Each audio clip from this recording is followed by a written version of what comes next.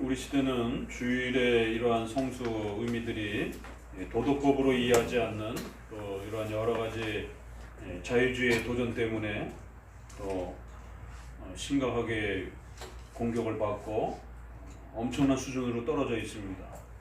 과거 적어도 100년 전에 우리의 한국의 선조들이 지켜왔던 엄격한 그런 주일 성수의 수준에도 이르지 못하고 또 미국 청교도 역사나 유럽의 또 이러한 종교개혁의 역사에 비춰봐도 이 주일 성수의 의미를 도덕법으로 이해하는 안식일의 가르침들을 도덕법으로 이해해서 의식법적인 그러한 부분만 제외하고 나머지 모든 부분들을 도덕법으로 받는 이런 엄격한 주일 성수의 이러한 의미들이 다 무너졌어요. 그래서 지금 여러분들이 주일을 지키고 있는 이 수준을 가장 높은 수준이라고 그렇게 생각하시면 안 됩니다. 지금 한국 교회의 주일 성수 정신은 기독교 역사상 가장 낮은 수준에 떨어져 있고 거기에 비해서 여러분은 조금 더 높은 수준인 것이에요. 그런데도 사실은 한참 모자른 수준인 겁니다. 그렇기 때문에 우리가 상중 하로 따진다라면 하의 수준에 있다라는 걸 명심하셔야 돼요. 중 수준으로만 끌어올려도 막 당장 한마음교회 못 다니겠다라고 막 저항하고 막 그럴 수도 있는 것입니다. 엄격하게 주일 성수는 그렇게 지켜왔다라는 걸 명심하셔야 되고 그러다가 약간 미흡해서 율법주의적이다라고 하는 비판을 받을지언정 그래도 엄격함에 대한 그 수준을 잘 지켜왔다라는 것이에요. 오히려 장로교회의 주일 성수는 율법주의 아니냐라고 싶을 정도로 이렇게 비난을 받았지 이렇게 자유로운 형태의 주일 성수는 장로교에서는 단 한 번도 있어보지 않았던 그런 모습들입니다. 근데 오늘날은 주일 성수는 다 성도들이 자발적으로 스스로 알아서 다 선택하는 자유시대가 돼버렸어요. 교회의 권징과 엄격함과 이런 부분들에 대해서 부모로부터 자식에게 이르기까지 주일 성수는 아주 신중하게 주의하면서 그렇게 나 개인을 위해서 시간을 쓰지 아니하고 온전히 공적 예배와 사적 예배와 공적인 경건의 의무와 사적인 경건의 의무들을 진행해가는 그리고는 또 장로님을 통해서 각 가정의 신방과 또 이러한 살핌을 통해서 제대로 가장이 자녀들에게 교리문답을 바르게 가르치고 있는가, 기독교의 이러한 근본 교리들을 바르게 훈련시키고 있는가, 경건의 이런 훈련들을 훈련시켜가고 있는가, 이런 부분들을 체크하고 이런 엄격함들이 다 없어져 버렸습니다. 그러다 보니까 하나님 앞에서 전능하신 하나님, 거룩하신 하나님 앞에 두렵고 떨림으로 이렇게 선다라고 하는 이러한 신관에 대한 가치들이 다 훼손되어 버렸어요. 그래서 구약에도 신앙이 망가질 때 제일 먼저 하나님이 책망하고 마지막까지 책망한 게 안식일이 무너졌다라고 책망했던 겁니다. 그거 하나면 다 된 거예요. 그거 하나 비판받으면 나머지 다 엉망이라는 거예요. 그래서 회복할 때도 안식일을 회복하라라고 그렇게 선지자들 통해서 강력하게 촉구한 것을 보게 됩니다. 결국 종교개혁이란 신앙의 개혁이란 주일을 온전히 개혁하는 데서부터 시작된다는 것이죠. 종교개혁도 결국 예배의 개혁으로부터 시작이 된 것이지 삶의 개혁으로부터 시작이 된 게 아닙니다. 결국 예배의 개혁으로부터 출발되어서 교회 정치 질서까지 또 그리고 삶에 이르기까지 그렇게 확대해져 가는 것입니다. 부단히 읽어가셔야 되고 오늘 우리 시대에 이러한 쓸데없는 공교회적 신조를 존중하지 않는 적어도 장로교회의 이러한 해석들을 존중하지 않는 그런 목회자들의 해석과 신학자들의 주석을 읽는 것이 아니라 적어도 장로교인이라면 칼빈과 또 그 칼빈의 제자들과 도르트 신조와 웨스민스터 신조를 따라서 그리고 그것을 가장 존중하는 미국 프린스턴의 이러한 계보를 따라서 열심히 읽어가셔야 돼요. 수천 가지의 성경 해석책들이 설교책들이 쏟아져 나오고 있습니다.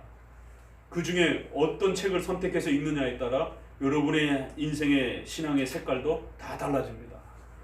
그렇기 때문에 올바른 선생님을 만나서 그 선생님의 지도로부터 또 올바른 선조들의 책들을 잘 만나서 그렇게 잘 차근차근히 신앙의 이러한 가르침들을 잘 쌓아간다는 게 그토록 중요한 겁니다. 신앙은 그렇게 교회 한두 번 참석했다라고 해서 성경이 확 열리고 이런 게 아닙니다. 토요일문답, 하이델베르그 요리문답 이런 교리문답을 차근차근히 반복적으로 열심히 배워가면서 기독교의 핵심들을 차근차근히 쌓아갈 때에 이제 어느 순간부터 성경이 정확하게 읽혀지기 시작하고 신구약 전체가 늘 고려되어져면서 읽혀지고, 그러면서 가장 중요한 핵심들이 그 본문을 통해서 이해되어지는, 그랬을 때 그 말씀을 바르게 이해하고 깨달았을 때 찾아오는 그 신비로운 하나님과의 연합과 즐거움의 그 기쁨은 이 세상 그 어느 거로도 비교할 수가 없습니다. 성경을 못 깨닫기 때문에 하나님에 대해서도 이해를 못하고 그 신앙의 즐거움에 대해서도 그 풍요로움들을 누리지 못하는 것이, 우리 젊은 분들은 반드시 바빙크의 그 신앙의 확신을 사서 읽어보시기 바랍니다. 우리가 나중에 한번 또 독서 주제로 선택할 필요도 있어요. 일시적 신앙, 경험적 신앙, 기적적 신앙, 역사적 신앙, 이념적 신앙, 이게 다 가짜라는 것이. 그러니까 제일 불쌍한 사람들은 자기가 마치 신자처럼 살아갔는데 나중에 알고 보니까 신자가 아니었어요. 이렇게 될 때 굉장히 당혹스럽게 되고 가장 불쌍한 형태가 되는 겁니다. 성경에는 모든 신앙을 다 인정하지 않습니다. 분명히 가짜 신앙이 있다라고 말합니다. 그래서 웨스트민스터에서도 구원에 있어서도 신앙에 있어서도 가짜 신앙이 있는 거예요. 그래서 구원하는 신앙, 구원하지 못하는 신앙들이 있다라는 거예요.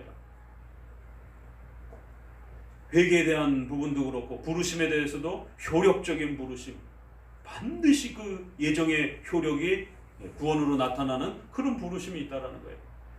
그러나 효력이 없는 그런 부르심들도 있다라는 거예요.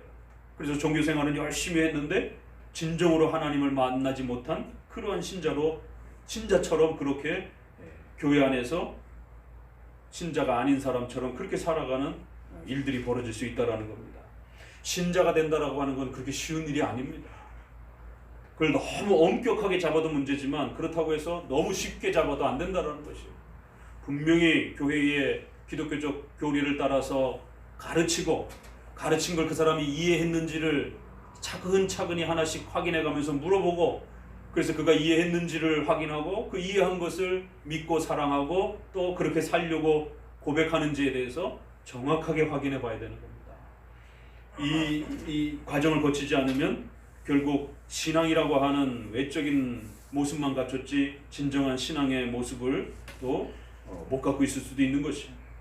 그렇기 때문에 이런 주일 성수의 하나에 대한 부분도 성경에서 가르치는 그러한 그 주일 성수는 다 잃어버리고 그저 오늘 수준에서 현대 대형교회의 어떤 기준을 맞춰서 이 정도 하면 주일 성수 아닌가? 대형교회가 전부 다 1, 2, 3, 4, 5부로 이렇게 해가지고는 편히 실용주의 방식으로 예배를 바꿔놓으니까 성도들 스스로도 그 중에 하나 편리에 따라서 갔다 오고 난 다음에 그저 하루에 1시간 정도 갔다 오는 게 뭐 힘들겠어요. 1시간 딱 참석하고 나머지는 전부 다 자기 자신을 위해서 쓰는.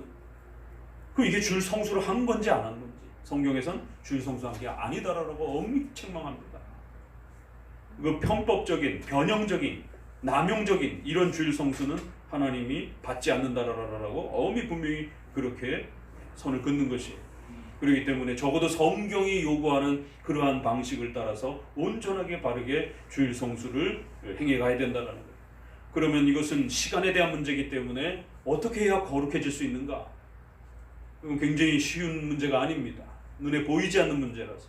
그래서 반드시 제일 첫 번째는 6일과 하루가 구별되어서 다른 방식으로 살아야 된다는 거예요.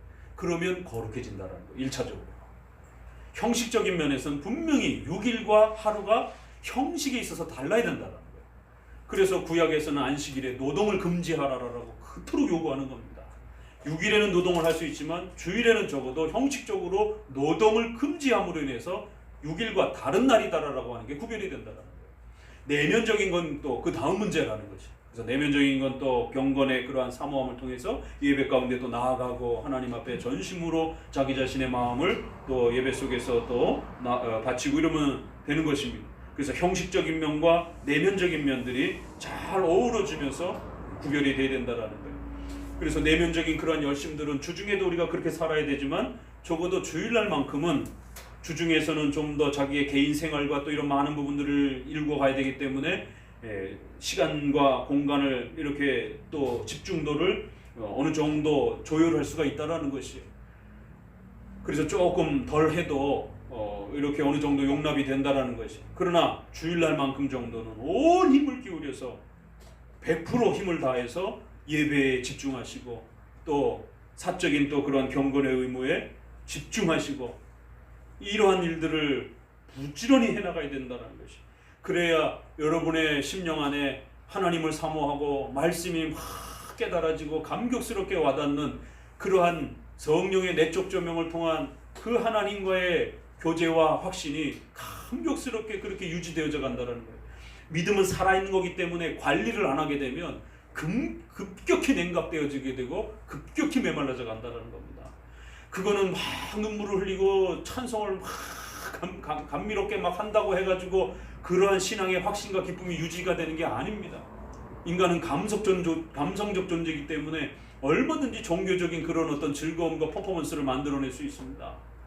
그래서 현대교회가 자꾸만 시각적으로 바뀌어져 가고 있는 이 심각한 실태, 주일의 모든 예배 모습이 전부 다 실용주의의 기초에서 시각화로 바뀌어가고 있는 거예요. 어느새 언제부터 교회가 뒤에다 스크린을 설치를 하고 저거 하면은 뭐 필요할 때면 옛날에는 이렇게 이동식 스크린 정도로 그렇게 뭐 사용했을 뿐이지 언제부터 교회가 뒤에다가 그렇게 최고급 몇 천만 원짜리 몇 억씩 그 영화관에서나 쓰는 그러한 고급 그 영상을 비쳤을 때의 그러한 필름들을 그렇게 설치를 하고 그 영상 중심으로 가려고 하니까 그래서 프로젝트도 또 수천만 원씩 하는 수백만 원씩 하는 그런 가장 고퀄리티의 그러한 그 영상들을 비치해 놓고 성도들로 하여금 자꾸 시각적으로 예배에 올인하도록 예배를 보는 방식으로 그렇게 자꾸 끌고 가게 되면 기독교는 타락하게 되어 있습니다. 귀로 듣지 못하고 설교를 이해하지 못하고 설교를 잘 살펴가지 못하는 귀로 듣는 이 기독교의 말씀 중심의 이러한 그 신앙의 원리를 터득하지 못하고 시각 중심의 이러한 형태로 신앙을 끌고 가게 되면 교회는 반드시 타락하게 되어 있습니다. 그토록 목숨 걸고 교회 안에서 시각적인 것을 다 뜯어냈는데 어느 순간부터 한국 교회도 교회 안에 온통 시각적인 것이, 그래서 그렇게 꾸며놓지 않으면 마치 무슨 사무실 같다라 사무실이면 어떻고 뭐 도서관이면 어떻고 어떻습니까? 깨끗하게만 유지하면서 예배드리는 공간으로서 충분한 것이다. 그런데 파이프 오르간, 스크린, 또 온갖 어마어마한 조명, 결국 안식일에 이러한 소중한 원칙들이 붕괴되어져 가고 있는 이러한 예배에 있어서 안식일이 무너져 가고 있고, 또 그 성도들의 안식일에 주일에 참여하는 삶의 태도의 부분에 있어서 또 생활 부분에서 망가져 가고 있고, 두 개가 다 망가져 가면서 주일 성수의 부분이 급격히 깨어져 가고 있음을 두려워하셔야 됩니다. 그래서 300~400년 전 책이라 할지라도 열심히 읽어내면서 또 한 문장 한 문장, 지금은 비록 어떤 부분은 불편하고 어떤 부분은 잘 안 와닿아도 반복적으로 자꾸 읽고 또 기도하시면서 왜 우리 선조들은 출애굽기와 신명기의 10계명의 그런 말씀의 4계명을 어떻게 이렇게 이해했을까? 이런 의미가 무엇일까? 하나님 이 부분을 깨닫게 해달라고 붙잡고 기도하셔야 되는 거예요. 그럴 때에 말씀을 통해서 우리의 심령을 꿰뚫으면서 성령의 내적인 조명에 입각하여 하나님과의 연합함에 대한 그 기쁨이 찾아오게 되는 것이에요. 밑에 다 성경 구절들이 다 계속 따라 붙고 있잖아요. 읽어보면 이 말씀 어떻게 이렇게 이해를 했을까? 어떤 거는 이해가 되는데 어떤 거는 너무 터무니없이 성경 구절을 끌어다 쓰는 것처럼 느껴질 때가 있어요. 이해가, 우리 편에서는 이해가 안 돼요. 어떻게 이 구절이 여기에 와 있지? 지난번에 29문에 주일은 예를 갖추는 예배의 날이기 때문에 몸을 바르게 하고 자세도 바르게 하고 인간이기 때문에 옷을 입고 가꾸는 이런 부분에서도 예를 갖추라라고 하는데, 성경 구절에 사무엘하 12장 20절에 이런 부분들이, 백성이 이 황송한 말씀을 듣고 슬퍼하여 한 사람도 그 몸을 단장하지 아니하니, 여호와께서 모세에게 이르시기를, 출애굽기의 말씀도 그렇고요. 너희 중에 행하면 너희를 진멸할 것이다. 너희는 단장품을 제하라. 그리하면 내가 너희에게 어떻게 할 일을 알겠노라. 이거 이해돼요? 이 구약의 이 구절이 주일날 옷을 품위 있게 입고 오시라는 거예요. 이게 어떻게 이 구절이 이거를 문자 그대로 적용해도 안 되고요. 그렇다고 해서 이 구절은 끝났다라고 하면서 더 이상 의미가 없다라고 이렇게 의식법으로 폐지시켜도 문제가 되는 거예요. 그래서 어떻게 도덕법으로 연결이 되는지, 어느 부분이 의식법에 연결이 되어 있는지, 이거를 구약은 특히 잘 훈련하셔야 됩니다. 그러면 지금은 이해가 안 돼도 괜찮아요. 이 구절이 주일날 품위 있게 옷을 입고 오라라고 하는 도덕법적 명령에 이 구절이 사용되어질 수 있구나라는 거를 일단은 힌트로 마음 한켠에 이렇게 두라는 거예요. 언젠가는 이해되겠죠. 그러면서 우리 선조들의 이 깊은 성경 해석의 이러한 부분들을 우리가 쫓아가는 겁니다. 어떻게 한 번에 다 쫓아갈 수 있겠어요? 쫓아가다 보면 반 정도 쫓아가는 거고, 또 그러다 보면 또 쫓아갈 수 있는 것이고. 아무튼 이런 구절을 끌어왔구나. 그럼 이건 상당히, 일단 이 구절 자체만 보면 이거는 우상 숭배와 관련되어 있는 고대의 또 그런 옷차림이었고, 또 저거 한다라면 교훈적으로 우리가 본다라면 교회 안에 너무 사치스러운 고급, 그래서 성도하고 마주 앉아서 밥도 먹을 수가 없는, 왜 괜히 뭐 밥 먹다가 반찬이라도 저쪽 옷에 튀게 되면은 1억짜리 드레스를 입고 오셔가지고는 남 밥도 못 먹게 덜덜덜덜덜 떨면서 반찬이라도 튀길까봐 어떻게 무서워서 마주 앉아가지고 밥이라도 먹겠어요. 그러니까 그런 너무 고급스러운 사치스러운 그런 옷과 또 너무 선정적인 또 이러한 부분들을 우리가 읽어낼 수 있는 것입니다. 그러면 주일날은 어떻게 입고 와야 됩니까? 그러나 성경엔 정작 또 답은 없어요. 문자적인 답은 없어요. 그럴 때에 우리가 적어도 이런 부분들은 웨스트민스터에서는 문자법, 추론법, 양심법, 그렇죠? 양심법으로 해결하는 겁니다. 십계명의 4가지 원리. 첫 번째, 문자적으로 OX. 두 번째, 전체를 골고루. 세 번째, 사리분별은 그건 웨스트민스터에서 양심법에 해당이 되는 거고, 대답을 반복적으로 계속 하셔야 됩니다. 그래야 머리 아주 새겨져야 돼요. 십계명 4가지 원리 줄여서, 첫 번째 문자적, 두 번째 10개 전체, 세 번째 우선적 원칙, 만약 부딪힌다면 우선적 원칙, 네 번째 상식적 선에서, 이때도 역시 양심법, 상식적 수준에서. 그러면 양심이라는 것도 시대에 따라 달라지니까 적어도 칼빈이 기독교 강해에서 권면해준 그러한 정도 수준에 따라서 인간의 본성과 자연법의 개념을 우리는 어떻게 찾아야 되느냐면 적어도 3가지 원리. 관습, 오랜 세월 동안 도덕적으로 옳다라고 그렇게 지켜왔던 그런 관습들. 두 번째, 휴머니티, 인간성. 어떤 걸 적용하든지 항상 인간을 배려하면서, 인간을 사랑하면서 적용을 해야지, 여성을 너무 학대하는 방식으로, 아이들을 너무 학대하는 방식으로, 이렇게 인간을 학대하는 방식으로 뭔가를 적용해서는 안 된다는 것이에요. 세 번째, 첨예하게 의견이 나눠지게 되면 중간 정도로 선택해야 무리가 안 된다는 것이에요. 양심의 자연법을 살필 때는 3가지. 이거를 고린도전서 14장에서는 적당하고 질서 있게, 그래서 이걸 개정판에서는 품위 있고 질서 있게, 멋있게 번역해서 디센틀리라고 하는 이런 표현을, 원문에도 그런 뜻입니다. 그래서 적당하게는 옛날에는 품위 있게 그런 뜻이었는데, 적절하게 이런 뜻이었는데, 지금은 좀 어감 자체가 나쁜 의미로 적당하게라는 게 대충이라는, 대충하게 이렇게 좀 문화적으로 좀 언어의 의미가 이제 이렇게 바뀌다 보니까 지금은 품위 있게, 괜찮습니다. 멋있는 번역이. 그러면 양심법, 자연법이 그런 거예요. 품위 있게 입고 오시면 되는 겁니다. 보기에 품위 있게, 그 시대의 문화의 수준의 정도에서 품위 있게 입고 오시면 됩니다.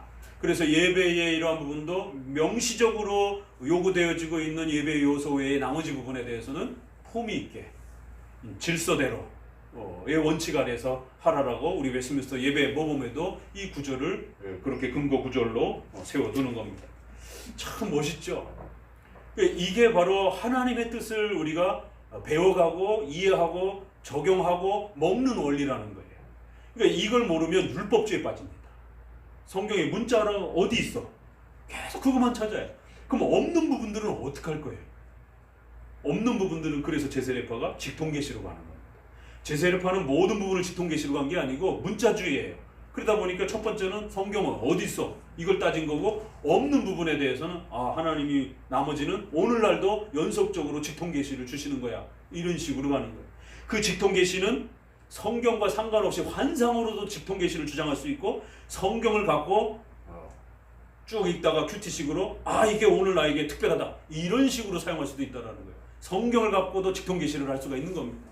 성경을 문법적으로 문맥적으로 충실히 읽어내지를 않고 그렇게 감동 오는 특정한 단어에만 의미를 맞춰가지고 이렇게 읽어내면 그것도 역시 직통계시가 되는 거예요.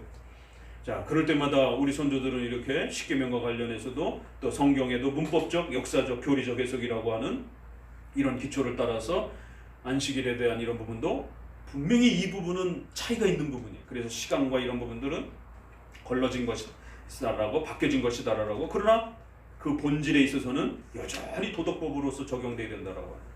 그러니까 이게 유아세례처럼 바뀐 것도 있고 안 바뀐 것도 있고 이러니까 난해한 거예요.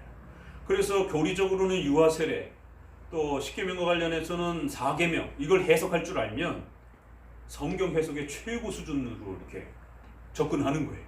이건 아주 가장 어려운 부분이기 때문에. 그래서 뭐가 차이가 있고 뭐가 공통적인가를 계속적으로 살펴가셔야 됩니다. 그래서 때로는 이런 기본 원칙, 그리고 기본 원칙 안에 성령의 내적 조명을 통해서 우리의 양심과 자연법과 일반 은총을 사용해서 적어도 그 시대에 합리적인 그러한 또 판단을 할 수 있도록 그렇게 또 성령께서 우리를 이끌어 가시는 겁니다. 그래서 특별 계시를 통해서 명시적으로 문자적으로 하나님의 뜻을 찾아가는 거, 울타리를 만드는 겁니다. 그 울타리가 잘 확보가 되면 그 울타리 안에서는 마치 어항 안에 있는 물고기가 마음 놓고 뛰어노는 것처럼 성령의 내적 조명에 의해서 성경에 문자적으로 상세적으로 설명되지 않는 부분들에 대해서는 얼마든지 성령의 내적 조명으로 합리적으로, 이성적으로, 양심적으로 기독교인의 사례 분별로 그렇게 판단하시면 되는 거죠. 그러니까 기독교인의 사례 분별로 품위 있게 양심적으로 판단한다는 것을 두려워하지 마십시오.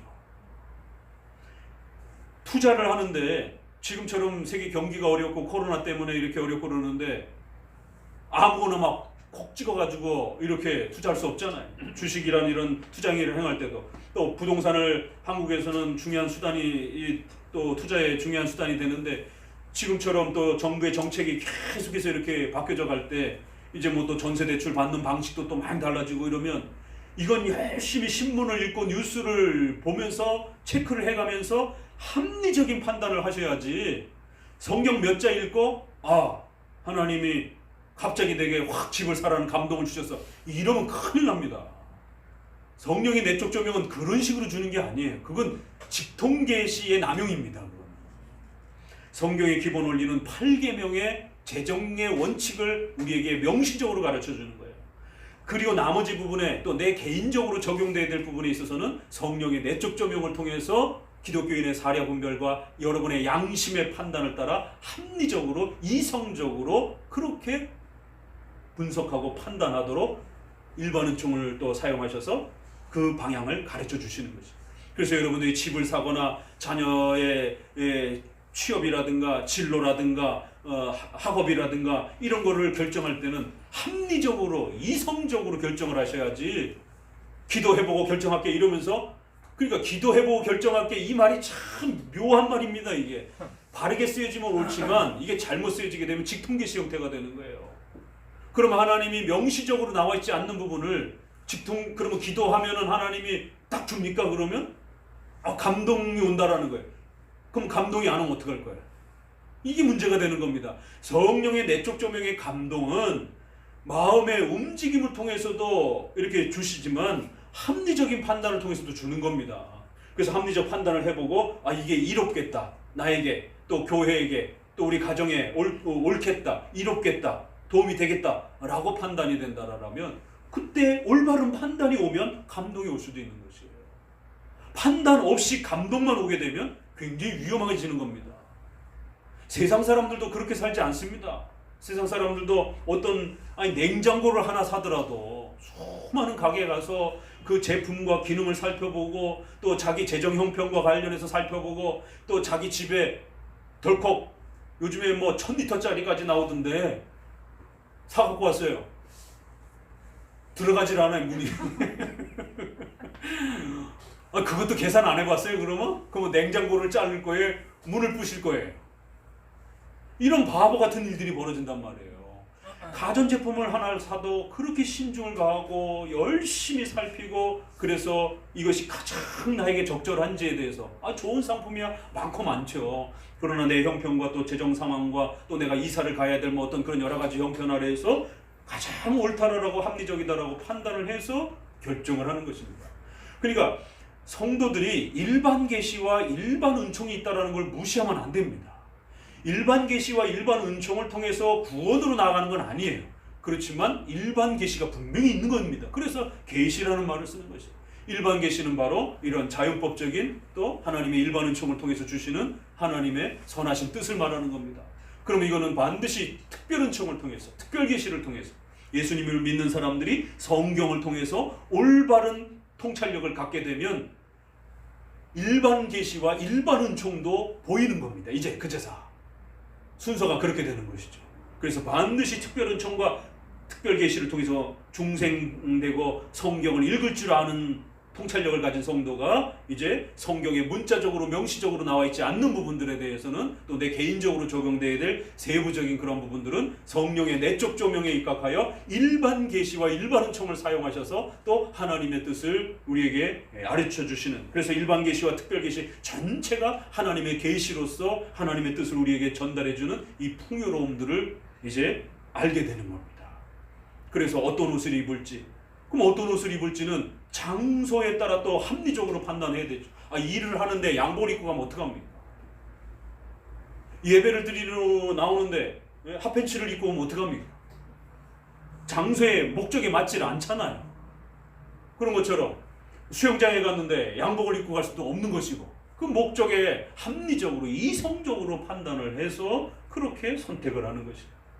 그래서 주일에 이제 부득이함에 대한 부분에 있어서의 이런 판단들을, 이걸 열어주면 잘못 열어주면 자유 남용이 돼버리고 이걸 안 가르쳐주면 율법주의가 되고, 그래서 계속 이제 이 주일에 특별히 허락되어지는 부득이하는 부분들에 대해서 기독교인의 사려 분별과 양심과 자연법 아래에서 또 성령의 내적 조명 아래에서 성경의 기본 원칙을 따라 선택하는 이러한 양심적 판단, 이성적 판단, 합리적 판단, 이런 부분들을 잘 배워 가셔야 됩니다.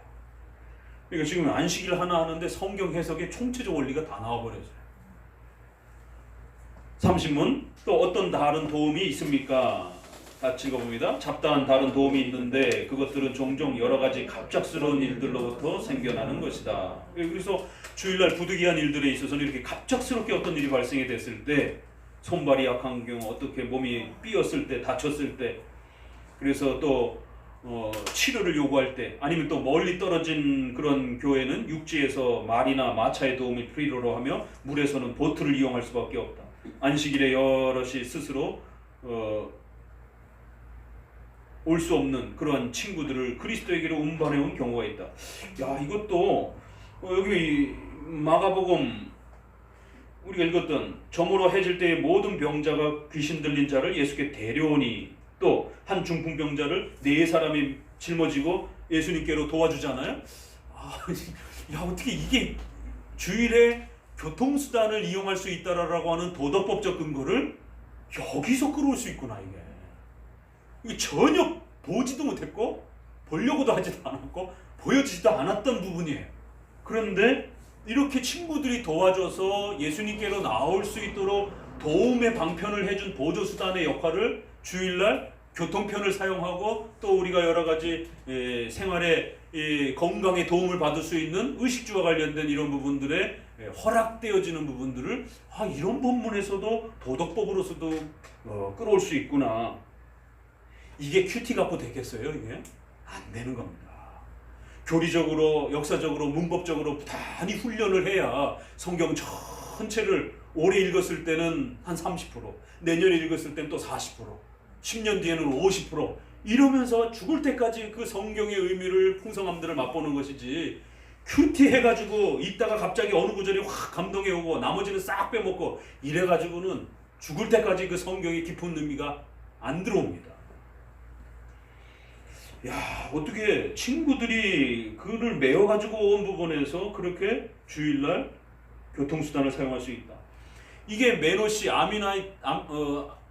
아미시, 메노나이트 이런 제세례파의 아주 강력하게 그 복고주의를 주장하는, 그래서 문명을 다 타락이라고 거부하는 이런 복고주의를 주장하는, 왜냐면 성경이 다 과거 농경 생활을 중심으로 해서 기록이 됐잖아요.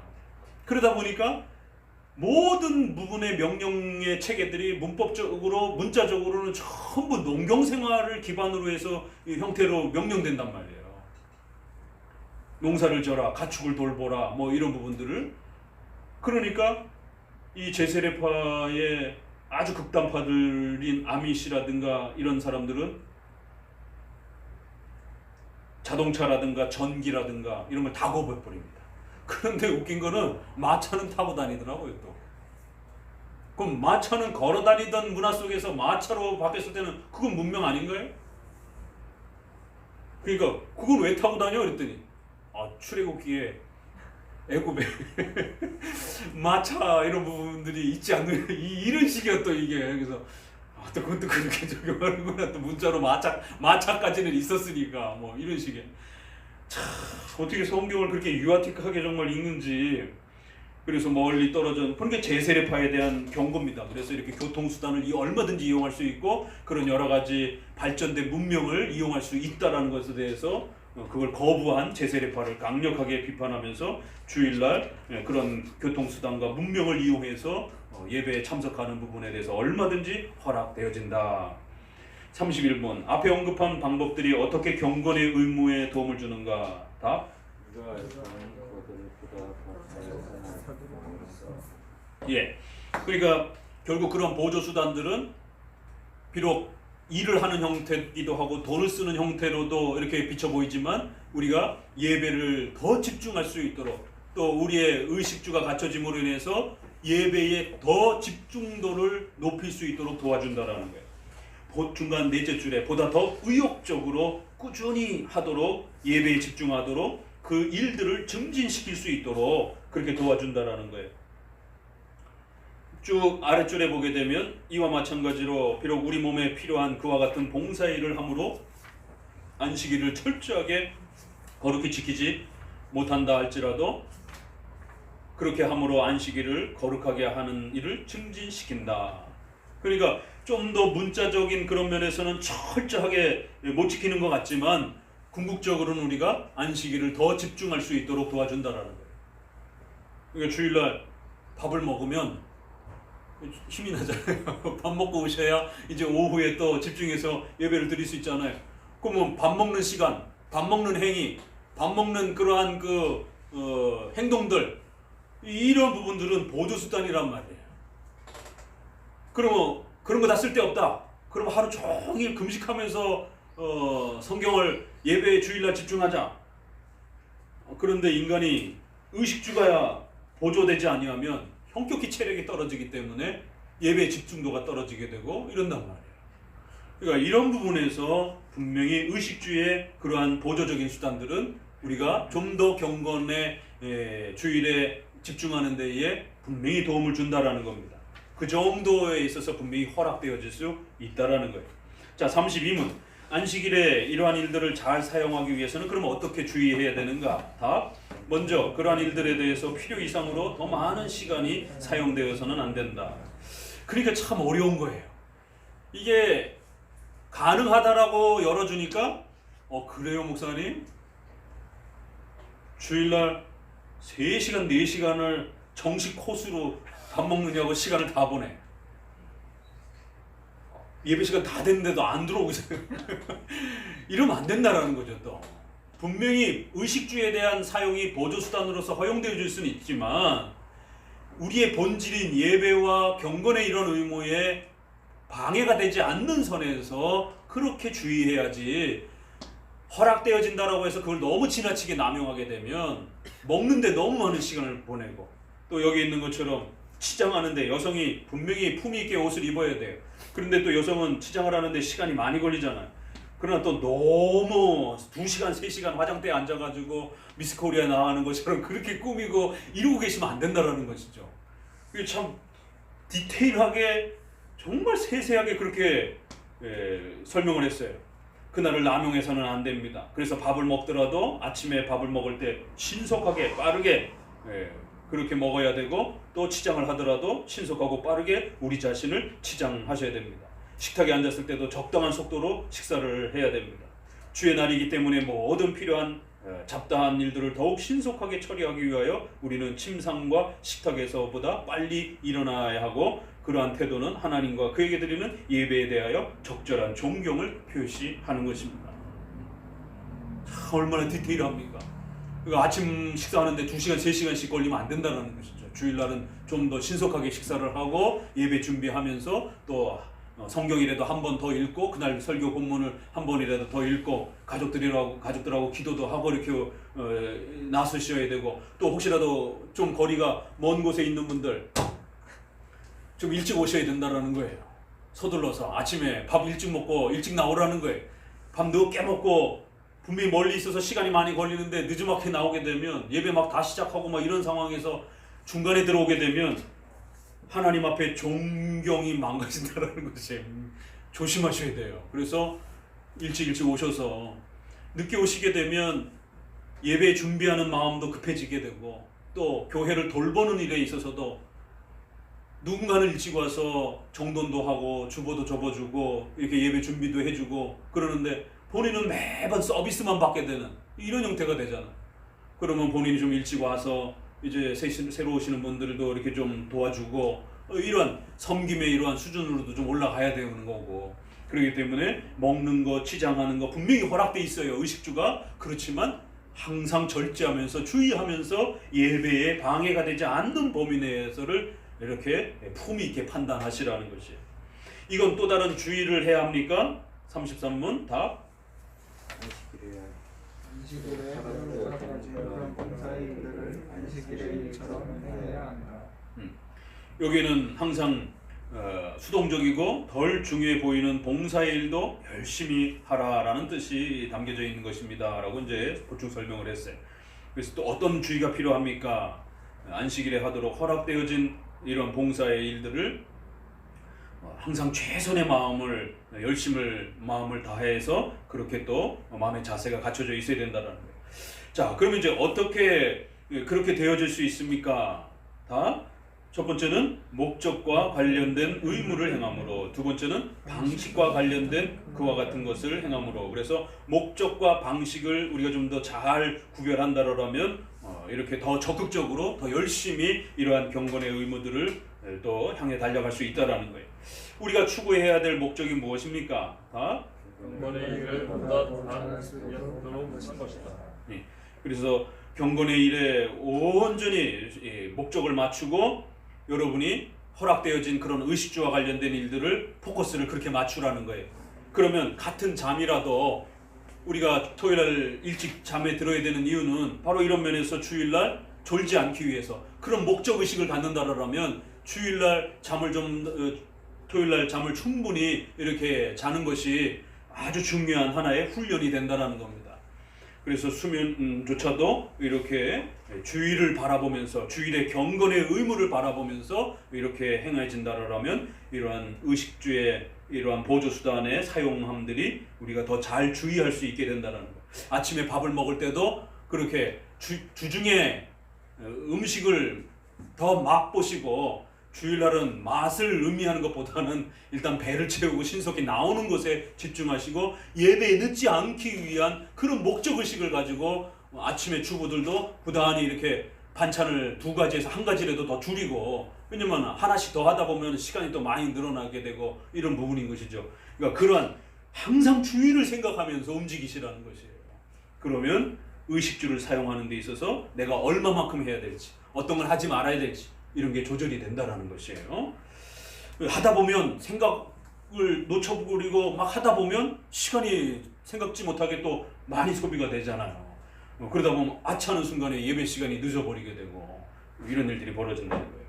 36문 어떤 방식으로 그런 일들이 수행되어져야 합니까? 답 그것들로부터 영적인 증가시킴으로. 계속 있습니다. 주의 날에는 모든 일이 정상적인 방식으로 되어질수록 예방 천상적이어야 한다. 예. 그래서 항상 주일날은 아침부터 시작해서 모든 목적이 주일 예배에 주일을 또 온전히 지키는 일에 온 집중력을 높여야 된다는 거예요. 영적인 그러한 깊은 묵상들을 놓치지 않으면서 쫓아가야 된다는 거예요. 참 이런 부분들은 우리 선조들이 주일 성수의 이 엄격함과 거룩함을 여기까지 생각했구나. 이거 따라하면 누가 따라하겠어요? 이거를 오늘날 침상에서 일어나 밖으로 나오면서 첫째로 여러분은 죄로부터 부활을 생각하면서 아침에 잠에서 깨십시오. 다음으로는 무덤에서 나오는 것을 상기하십시오. 우리 자신을 치장하면서는 우리의 영혼을 꾸미는 일에 대하여 묵상하십시오. 새로운 몸의 부활을 받아서 우리가 가장 멋있는 몸으로 이제 영원히 천국에서 살아가게 될 거라는 것을 눈썹을 그리시면서 이제 장차 가장 아름다운 눈썹이 저는 눈썹이 별로 없어서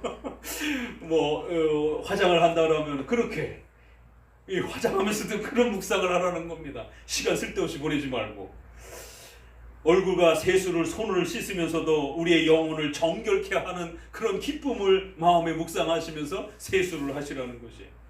성령의 불길이 또 종들은 불을 지피면서 밥을 하고 그럴 때 성령의 불길이 일으켜 주시기를 그러한 소망을 가지고 음식을 준비할 때는 영혼의 양식이 오늘 들을 말씀이 얼마나 내 마음의 영혼의 양식이 깊이 또 맛있게 또 채워질까 도전해 보십시다. 열심히 해보십시다. 그러면은 훨씬 더 경건의 그 풍요로움들을 우리는 안 해봤기 때문에 모르는 겁니다.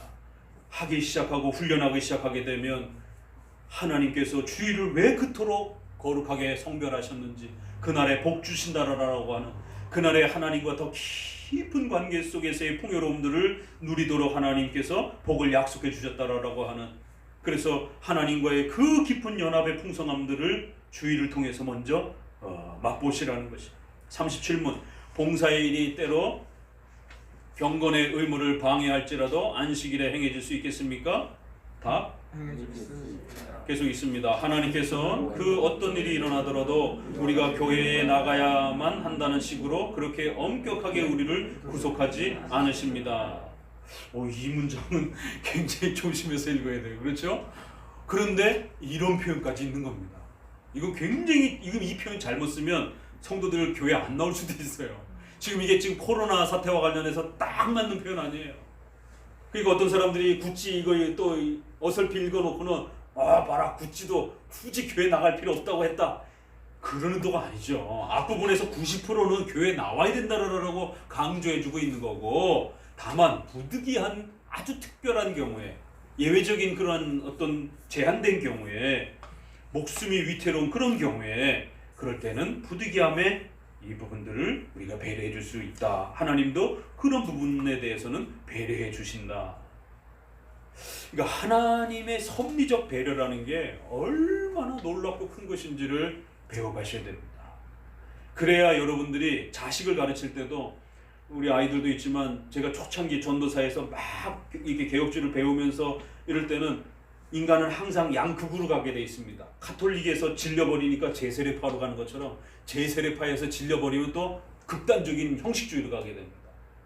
그러니까 또 극단적인 또 경건주의가 또 나오기 시작하잖아요. 경건주의가 태동하니까 또 극단적인 이성적 자유주의가 나오잖아요. 그러니까 양쪽의 역사 속에 계속 왔다 갔다 하는 거예요. 한동안은 막 소리 지르고 막 시끄러운 기도가 유행하더니만 최근에는 관상기도. 그래갖고 가만히 떠들지 않고 묵상하면서 뭐가 마음속에 떠오른다라고 하는 상이 떠오른다라고 하는 이 직통 계신데 요즘에는 막 소리 지르면서 요즘에는 뭐 철야기도 하면서 막 옛날처럼 나무 뿌리 뽑고 이런 거 이제 거의 사라졌어요. 이제. 왜 특별한 몇몇 그런 단체 빼놓고는 일반 개교에서들도 철야교회를 옛날처럼 그렇게 뭐 9시 시작해갖고 새벽 4시 5시까지 이렇게 하지 않습니다. 저희 때만 해도 다 그렇게 했는데 그냥 저녁 기도한다 할지라도 그냥 저녁에 9시나 10시에서 한두 시간 정도 하고는 바뀐 거예요. 벌써 분위기가 흐름이 유행이 바뀐 거예요. 그래서 최근에는 관상기도 그래서 조용하게 침묵하면서 마음속으로 뭔가 이렇게 떠올리는 이제 이런 식으로 유행이 계속 왔다 갔다 하는 거예요. 유행에 빠지면 안 되고 기독교는 항상 기독교만의 올바른 길이 있는 것입니다. 그럴 때 이렇게 부득이한 일과 관련해서도 우리 선조들은 어떠한 일들이 부득이함에 허용될 수 있는지 그래서 원칙론은 분명히 원칙론대로 정해주고 하나님이 배려해 주시는 그런 또 배려 부분에 이 기가 막힌 신비로운 하나님의 섭리의 그런 은혜들을 정확하게 또 읽어내 준 겁니다. 자, 분명히 이혼은 금지예요. 그런데 하나님이 이혼 증서를 허용해 주시는 겁니다. 기가 막힌 겁니다. 이게. 원칙론적으로는 분명히 금지인데 특수적으로 배려적으로 어떤 여성 경우에 심각한 생명의 위협을 받을 수 있다라면 이혼을 허락해 주는 것이에요. 야, 성경 해석을 어떻게 이렇게 기가 막히게 할 수 있을까? 그래서 보편적으로는 이혼하지 않고 최선을 다해서 가정을 꾸려가도록 권면하는 겁니다. 그러나 그 가정의 특수성의 어떤 개인적 가정을 들여다볼 때에 이거 이혼을 허락해야만이 이 가정의 자녀들이라든가 또 여성이 생명의 안전을 지킬 수 있다라고 생각한다라면 이혼을 허락해 주는 것이에요. 그래서 간음과 유기 외에 또 그리고 그 유기를 또 어떻게 해석할 것인가. 그래서 유기를 단지 사별이라든가 전쟁터라든가 이런 데서 상대 배우자가 죽는 것만으로 소극적으로 해석할 것인지 아니면 요즘처럼 남편이 아내를 폭력으로 때려가지고 요즘에 맞아 죽는 그런 아이들과 여성들이 많잖아요. 그럴 때 오늘 우리 시대의 장로교도들은 가정에 있어서 이 유기 부분을 남편의 폭력 부분을 무작정 참고 살아라라고 얘기해야 되는 것인지 아니면 이혼하라고 얘기를 해야 되는 것인지 이거 지금 저희 카톡에 어느 분이 주중에 또 질문을 해오셔가지고 당장 지금 본인이 사역하고 있는 공간에 어떤 부부가 이렇게 질문했다 그러면서 도와달라고 이렇게 문자가 왔어요. 이거를 우리 장로교는 이미 벌써 그 법칙을 갖고 있다라는 거예요. 그래서 원칙론은 이혼 금지. 근데 이것만 지나치게 강조하면 카톨릭이 됩니다. 모든 출산과 관련돼서 임신과 관련해서 피임 금지, 절대 이혼 금지. 문자적으로 읽어냈기 때문에 성경을. 자유는 그건 우리 인권이야. 원하는 대로 해. 낙태까지도 인권이라고 그러는 거예요. 이렇게 또 나가는 거예요. 남용으로 나가는 거예요. 그럴 때 우리 장로교는 원칙론적인 십계명 아래에서 이혼 금지의 부분들이 이혼은 될 수 있으면 하지 않도록 그렇게 권면합니다. 그러나 이혼 증서가 허락될 때가 있는 거예요. 유기와 간음. 그럼에도 불구하고 또 유기를 어떻게 교회법적으로 해석할 것인지 이러한 깊은 섭리적 배려. 그래서 각 개인의 가정을 좀 더 특수하게 개별적으로 살펴줘서 그 여성의 그 상태 또 가정의 자녀들의 상태 이런 걸 충분히 고려한 다음에 이건 적극적 유기의 상태다라고 판단해서 교회법적으로 이혼을 허락해 줄 것인가 말 것인가에 대한 깊은 판단이 있어야 된다는 것이. 그럴 때 우리 장로교는 바로 그런 부득이함에 대한 허락되어져야 되는 부분에 대한 아주 놀라운 섭리적 배려와 그러한 판단을 교회법적인 방식 아래에서 허락해 줍니다. 이거를 하나님의 뜻으로서 일반 은총과 일반 계시를 활용할 줄 아는 이 장로교회법이에요.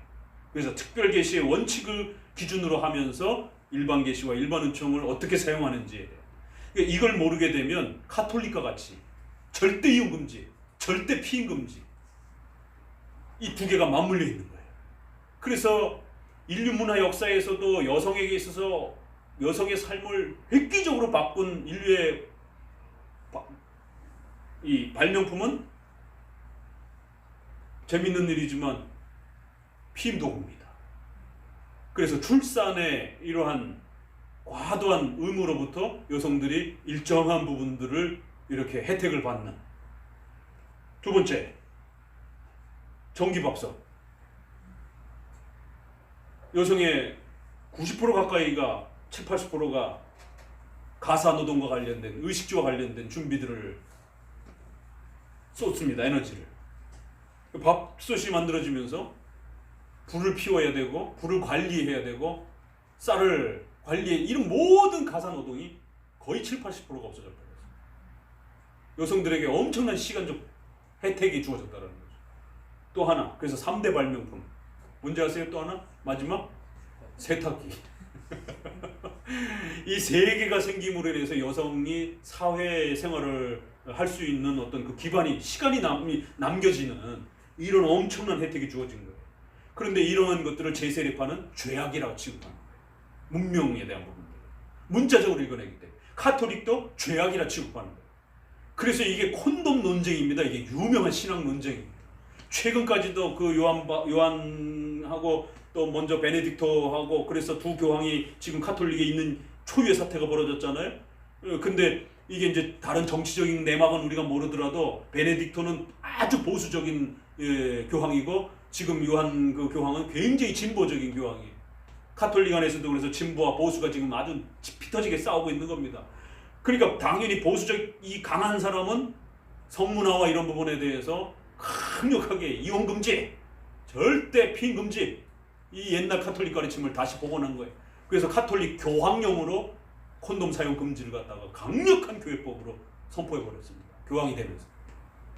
그런데 이번 요한 교황은 그 산하의 추기경의 에이즈 문제 때문에 콘돔을 이렇게 자기 지역에서 나눠주는 것에 대해서 이렇게 허용하다가 그게 고발이 들어가가지고 어떻게 콘돔을 교회에서 허락할 수가 있느냐?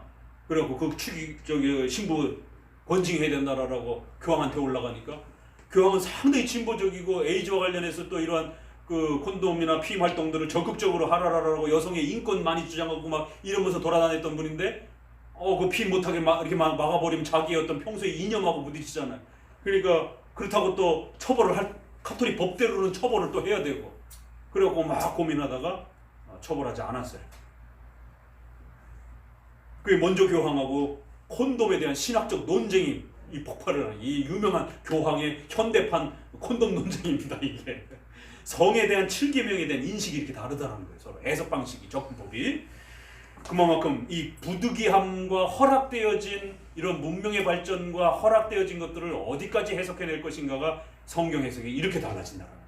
그래서 이거를 율법적인 형태로 문자적으로 접근하게 되면 인간의 삶의 이런 부분들, 여성의 삶의 세계의 이런 획기적인 이러한 문명을 준 이런 부분들 다 죄악시 취급하게 되면 여성들의 삶은 다시 원시 시대의 삶으로 돌아가야 돼요. 그렇다고 또 오늘날처럼 자유, 인권, 정의 외치면서 동성애, 낙태까지 수용하라라고 이런 식으로 주장하게 되면 인류가 도덕적으로 망가져 버린다는 것이죠. 진퇴양난에 빠진 이런 형태. 그럴 때 벌써 우리 선조들은 이렇게 원칙론과 부득이한 부분을 나눠서 기가 막히게 설명해 준 겁니다. 주일 성수에 대한 이런 부분도 어떤 부분에서는 특별한 일이 발생됐을 때 교회를 나가지 못하는 그런 일이 발생되는 것을 허용한다라는 거예요. 그럼 어떤 때냐? 38문 비록 그것들이 경건의 의무를 방해할지라도 수행되어질 수 있는 그러한 봉사일이 무엇입니까? 답? 절대적 필요의 의한 일들이 바로 그러한 일들이다. 그럼 절대적 필요의 일들이 뭐냐? 그러니까 사람의 생명과 직결된 그런 일들. 그런 일 때문에 혹시라도 교회를 못 나왔다 그러면 허용된다라는 거예요. 자, 그러면 이제 우리가 이 허용의 원리를 분석해 가는 것에서 이렇게 카톨릭 이 피임 얘기를 해준 이야기는 자, 한쪽에 율법주의가 있고 한쪽에 무율법주의가 있어요. 그럴 때 우리가 이 사이를 잘 어떻게 헤쳐나가야 될 것인가? 율법주의와 무율법주의에 빠지지 않으면서도. 그러니까 율법주의에는 로마 카톨릭적인 율법주의도 있어요. 그렇지만 하나 더 조심해야 돼요. 하이퍼 칼빈이즘, 하이퍼 청교도처럼 성경에 어디 있어? 이러면서 성경에 없으니까 안 돼. 비성경적이야. 이런 식의 개혁의 엄밀한 개혁을 주장하면서 이런 식으로 접근하게 되면 그것도 율법주의가 됩니다. 또 반대로 무율법주의에도 여전히 제세례파적인 그러한 무율법주의도 있지만, 자유주의적인 무율법주의도 있지만, 또 우리가 조심해야 되는 것은 복음적 율법주의, 무율법주의가 있죠. 극단적으로 복음만 강조하면서 십계명을 부정하고 비판하는, 최근에도 이렇게 논쟁이 되고 있는 그러한, 복음을 강조하는 건 맞는 것 같은데 십계명을 부정하는, 그래서 율법을 등한시하는, 그래서 율법의 기준과 원칙들을 잃어버리는, 그렇게 되면 반드시 자유주의가 되어버립니다. 자유방임주의가 되어버립니다. 기준이 없기 때문에. 그럼 뭐 언제는 해도 되고 언제는 하면 안 돼. 이걸 어떻게 정합니까? 기준을. 사랑으로 해. 이렇게 되어버리는 거지. 자, 그래서 절대적인 필요, 바로 생명과 관련되어 있는 부분 39문, 그와 같은 절대적 필요가 어떻게 알려질 수 있습니까? 다 반드시 필요하다고 여겨지는 일들이란 그날 이후로 앞당겼으나 이루어질 수 없는 예, 그래서 반드시 이것은 생명과 직결되어서 사람의 생명을 잃을 수 있는 위험한, 반드시 오늘 이루어져야만이 되어지는 그런 일이라면 허락되어진다라는 거예요.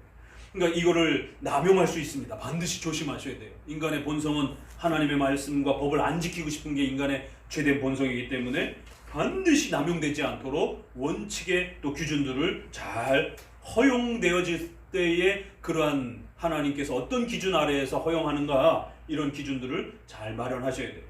40문에서는 그래서 한 번 더 그거를 설명하는 겁니다. 절대적으로 필요한 일들에는 그건 어떤 종류의 기준들이 있겠습니까? 일상적인 일과 특별한 일들이 있다라는 거예요.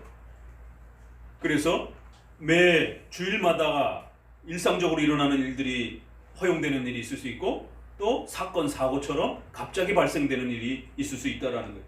41문, 그러면 경건의 의무를 방해하는 일상적인 그러한 허용되어지는 일들은 뭡니까? 주일날 어린아이들을 좀 돌봐줘야 되는 것, 병든 사람들을 살펴줘야 되는 것, 그 다음에 이렇게 질병 중에 있는 사람들, 이런 사람들은 이번 주만 아픈 게 아니잖아요. 계속 아프고, 또 임신 중에 있는 또 여성들은 언제 아이가 태어날는지 모르잖아요. 아, 참 이게 교리의 정립이라는 게 이렇게 중요해요. 우리 큰애를 사모님이 가졌을 때 주일날 이 뭐라래, 뭔 통? 산통이라 그러나? 응? 줄을 썼었는데? 아니 출산 직전에 오는 고통, 그 산통이라 그러나? 애기를 본 사람 없어요?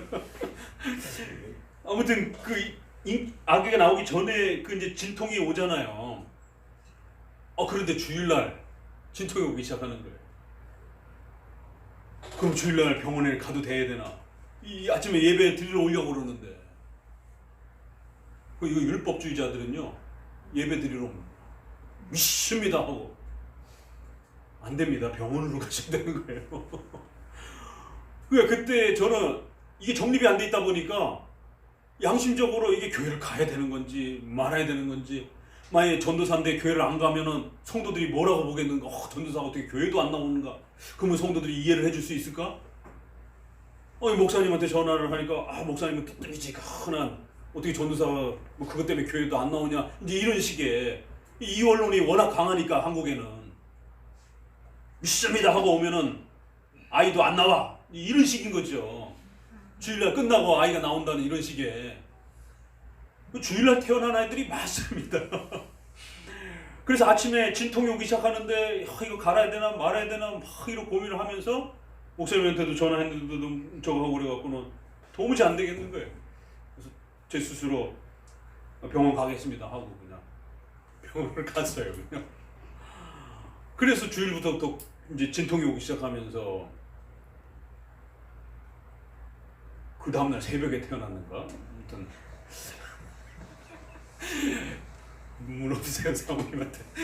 아무튼 그 너무 충격적이어서 주일날 그 진통이 이 출산의 이 부분을 딱 부닥치니까, 제 자신이 부닥치니까 아이의 생명, 산모의 생명이 날린 이 문제인데 이거 어떻게 처리를 해야 되는 건지, 이 언론에 빠지니까 이런 일이 벌어지더라고요. 우리 장로교는 뭐 2번 고민할 필요도 없습니다. 바로 그냥 병원에 가야 되는 겁니다. 바로 아기가 안 나오더라도. 왜? 진통이라는 게 그렇게 뭐 알 수가 없는 거잖아요. 그럼 바로 나올 수도 있고 좀 진통을 더 하다가 나올 수도 있고 그러는 거기 때문에, 그러한 그 출산 직전에 오는 그런 산전 고통이 신호가 오기 시작하게 되면은 병원으로 가야 되는 겁니다. 어린아이들 또 이렇게 또 개혁한다고 그러면서 유아실 있는 거는 또 개혁이 아니라는 거예요. 모두가 다 아이들도 예배 드려야 된다라고. 그 먼저 나가신 분들, 그 청년들 얼마나 혼났는지, 형아 저기 유아실 안에 들어가 있다라고. 예배도 같이 안 드린다라고. 그러니까 이런 이해들이, 그래서 벌써 여기 구찌 안에서도 어린아이를 돌볼 수 있도록 선생님이라든가 이렇게 보모를 한 분 선택해서 아이들을 좀 돌봐주라는 것이, 그런 일들을 봉사를 해야 되는 사람은 주일날에 일을 하더라도, 아이를 돌보는 일을 하더라도 허락되어진다는 거예요. 그러면 성도들, 여성도들끼리 좀 돌아가면서 이렇게 예배에 좀 많이 방해되지 않도록 좀 이렇게 아주 이렇게 어린아이들이라든가 또 어린애가 둘, 셋이나 또 이렇게 있으면 엄마가 혼자 다 감당하기가 어렵잖아요. 이런 배려들이 있어야 된다는 거예요. 참 웨스민스터와 우리의 이 신앙 고백의 이러한 가치들이 얼마나 따뜻한지. 근데 또 요즘에는 따뜻한 칼빈주의를 해야 된다라고 그 유행어가 만들어졌어요. 온화한 칼빈주의를 해야 된다. 따뜻한 칼빈주의를 해야 된다. 그러면서 공격하는 게 바로 이제 전통적인 웨스민스터 좋아하는 사람들은 너무 경직되고 차가운 그런 웨스민스터만 지키려고 하는 사람들은 너무 딱딱한 칼빈주의를 한다라고. 이렇게 따뜻하고 이렇게 부드럽고 이렇게 감미로운 이 가르침과 배려가 차고 넘치는데 어떻게 이거를 딱딱하다라고 말할 수 있는지. 이 딱딱하다라면 칼로 자르듯이 그냥 그렇게 엄격하게 했을 텐데 그렇지 않습니다. 아이들, 병들고 산고 이런 모든 사람들에 대해서 전부 다 배려해 주라는 것이에요. 그래서 한나처럼 이 구약을 또 끌어오잖아요. 이것도 끌어올 수 있구나. 사무엘상의 젖대기까지 성전은, 이건 굉장히 독특한 그 제사법과 관련된 한나의 독특한 그 어떤 사건인데, 그런데도 여기서도 도덕법의 어떤 모습을 본 거예요. 그래갖고 엄마가 아기를 떨어뜨려 놓는 것에 대해서 그걸 다른 사람이 돌봐줄 수 있는 것에 대해서 이게 가능하다 이런 식의. 그래서 한나가 성전에 올라가지 않는 것을 가능한 것으로 이렇게 허용되어진다. 42번 경건의 의무를 방해하는 특별한 봉사의 일은 어떤 예들이 있습니까? 같이 읽어봅니다. 집에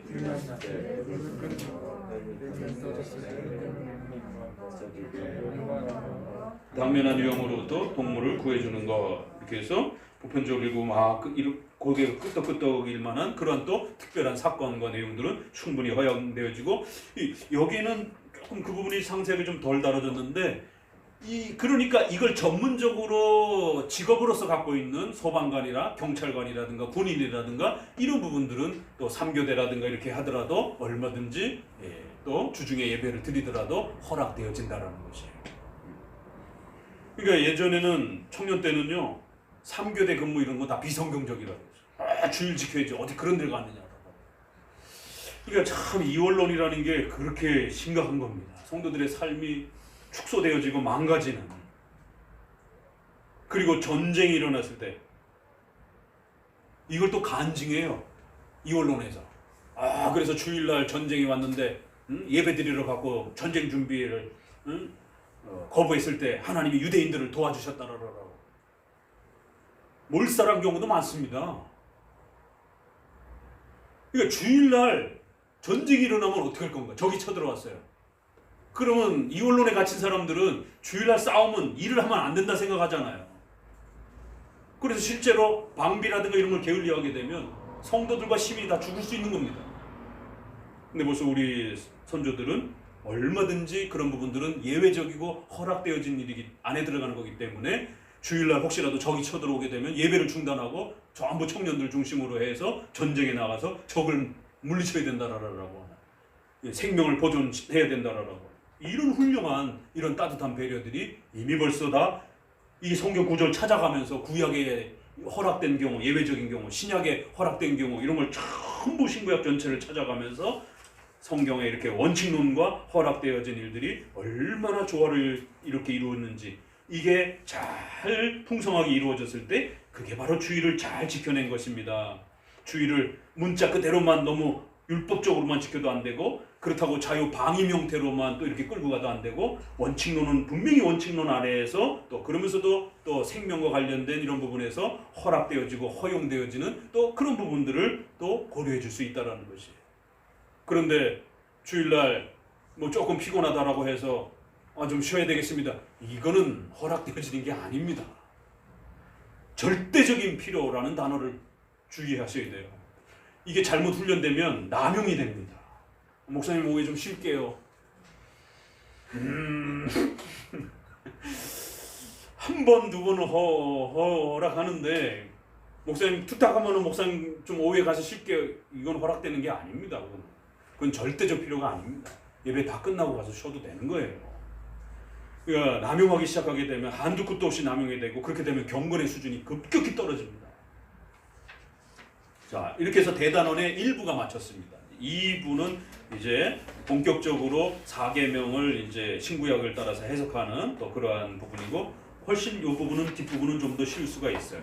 앞부분이 좀 더 교리적인 설명이기 때문에 자, 오늘은 여기까지입니다.